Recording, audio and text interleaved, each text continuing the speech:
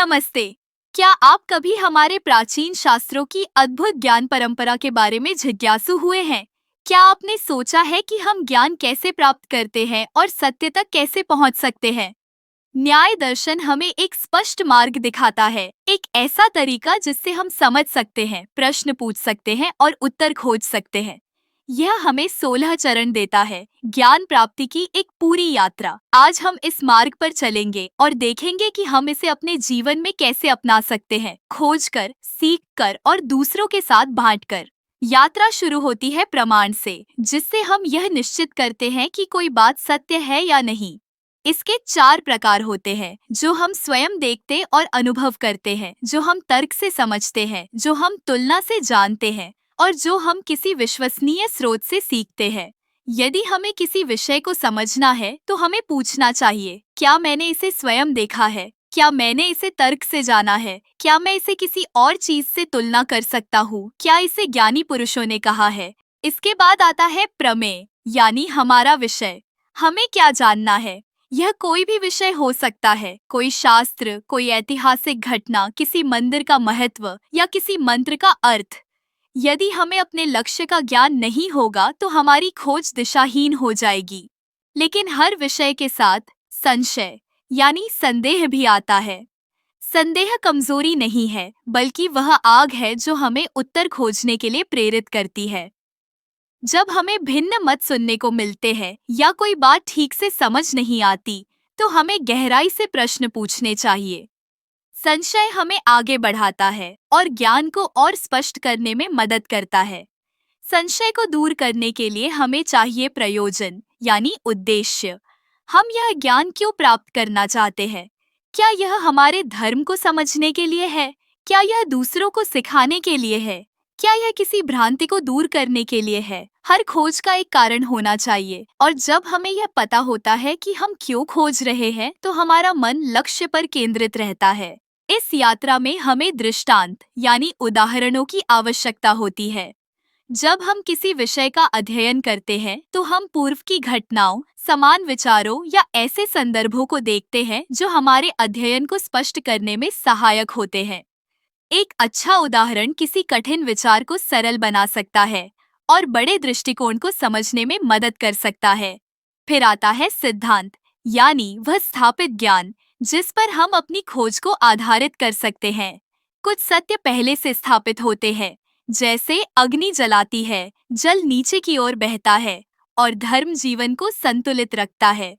जब हम किसी विषय का अध्ययन करते हैं तो हमें पहले से ज्ञात तथ्यों को समझना चाहिए, ताकि हम बार बार शुरुआत से न भटके। एक निष्कर्ष तक पहुंचने के लिए हमें अवयव यानी तर्क की सीढ़ियों की आवश्यकता होती है। जैसे एक मंदिर पत्थर पत्थर जोड़कर बनाया जाता है, वैसे ही हमारा ज्ञान भी छोटे छोटे भागों को जोड़कर बढ़ता है। हमें अपने अवलोकन, विद्वानों के कथन, तर्क शक्ति और शास्त्रीय ज्ञान को एक साथ जोड़ना होगा। लेकिन मन चंचल होता है, इसीलिए हमें तर्क यानी विचार विमर्श की आवश्यकता होती है।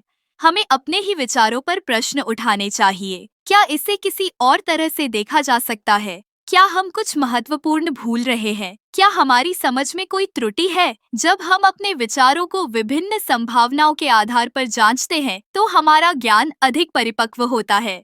कठिन प्रयासों के बाद हम निर्णय पर पहुंचते हैं, यानी स्पष्ट समझ। संशय का कोहरा हट जाता है और ज्ञान उज्जवल हो उठता है। लेकिन यात्रा यहीं समाप्त नहीं होती। एक बार जब हम समझ जाते हैं तो हमें इसे समझाना, साझा करना और भी निखारना होता है। यही वादा का कार्य है, यानी चर्चा। सच्चे जिज्ञासु दूसरों के साथ ज्ञान पर विचार विमर्श करते हैं, तर्क वितर्क करने के लिए नहीं, बल्कि अपने ज्ञान को और गहरा करने के लिए। एक अच्छी चर्चा से नई दृष्टियां खुलती है और विचार अधिक स्पष्ट होते हैं। लेकिन सभी वाद विवाद ज्ञानवर्धक नहीं होते। कभी कभी हम जल्प यानी निरर्थक बहस में फंस जाते हैं, जहां लोग केवल अपनी बात को सही सिद्ध करने के लिए बहस करते हैं और सत्य को नजरअंदाज कर देते हैं। इससे भी आगे वितंडा होती है, जहां कोई केवल विरोध करता है लेकिन कोई उपयोगी विचार नहीं रखता। हमें इन चीजों से सावधान रहना चाहिए और केवल वास्तविक सीखने पर ध्यान देना चाहिए। आगे बढ़ते हुए हमें हेत्वाभास यानी मिथ्या तर्कों से बचना चाहिए। हर बात जो तर्क संगत लगती है वह सही नहीं होती। हमें यह देखना चाहिए कि जो निष्कर्ष हम निकाल रहे हैं वे सही ढंग से तर्क से जुड़े हैं या नहीं। जैसे एक छोटी सी दरार एक विशाल मंदिर को कमजोर कर सकती है, वैसे ही एक तर्क में छोटी गलती हमारे पूरे निष्कर्ष को गलत साबित कर सकती है। इसी तरह हमें छल यानी कपटपूर्ण तर्कों से भी बचना चाहिए। कुछ लोग शब्दों का खेल खेलकर भ्रमित करते हैं। हमें अपने विचारों को स्पष्ट रखना चाहिए और दूसरों के भ्रम में नहीं फंसना चाहिए। फिर आता है जाति यानी गलत तुलना। हर चीज जो एक जैसी दिखती है वह वास्तव में समान नहीं होती। हमें देखना चाहिए कि जो तुलना हम कर रहे हैं वह उचित है या नहीं। एक सच्चा जिज्ञासु हमेशा यह जांचता है कि दो चीजें जिनकी तुलना की जा रही है वे वास्तव में संबंधित हैं या नहीं। अंत में हम पहुंचते हैं निग्रह स्थान यानी अंतिम परीक्षा। क्या हम अपने ज्ञान की रक्षा कर सकते हैं? क्या हम इसे स्पष्ट रूप से समझा सकते हैं? क्या हमने सभी पहलुओं को देखा है? यदि हमारी समझ कमजोर है तो हमें फिर से प्रारंभिक चरणों पर जाकर अपनी जांच करनी चाहिए। सच्चा ज्ञान हमेशा दृढ़ रहता है और किसी भी जांच में खरा उतरता है। यह है न्याय का मार्ग, समझने के 16 चरण। यह केवल विद्वानों के लिए नहीं बल्कि हर जिज्ञासु व्यक्ति के लिए है। चाहे आपकी रुचि वेदों में हो, पुराणों में, आयुर्वेद में, ज्योतिष में या मंदिर परंपराओं में, आप इस ज्ञान प्राप्ति की पद्धति का उपयोग कर सकते हैं। एक प्रश्न से शुरुआत करें, इन चरणों का पालन करें और गहरे और अधिक स्पष्ट ज्ञान तक पहुँचें।